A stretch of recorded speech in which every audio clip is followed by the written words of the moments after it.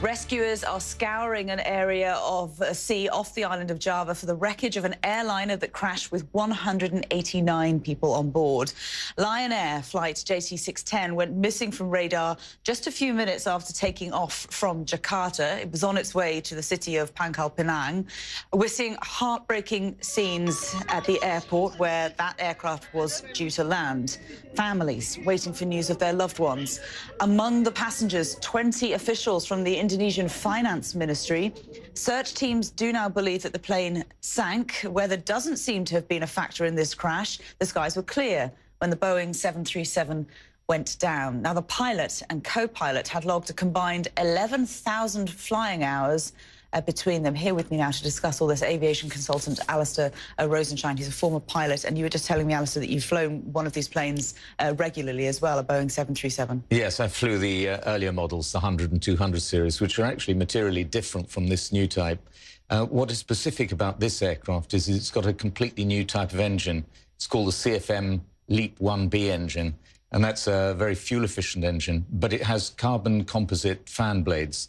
And so that will be a factor that makes this aircraft somewhat different from previous models. Well, from what we know so far, the fact that it seems to have crashed quite soon after takeoff, that the pilots both had a decent amount of experience between them, that it was a regular route as well that this plane was taking. What do you think may have been the cause of the crash? Well, we're into speculation here with very, very little data on it. But from what's been shown, certainly on the internet, from the flight data radar, there's an internet-based app you can put on your phone. It shows that the aircraft climbed up, and then there were variations in the vertical speed. That means the aircraft seemed to be going up and down, and generally maintained a level height for about an 8-minute period, which is quite long when it's supposed to be climbing up to near 30,000 plus feet on its hour-long flight. So there was some handling issues with the aircraft, and then eventually the flight data radar shows it descending very rapidly into the sea. Do you think human error could be a factor here? I mean, obviously the investigation is still ongoing, but given the fact that the plane seemingly went down just a couple of minutes into takeoff, does that indicate that there was perhaps something that the pilots were at fault with? You're talking about human error or pilot error here, as it used to be called. It's almost impossible to say.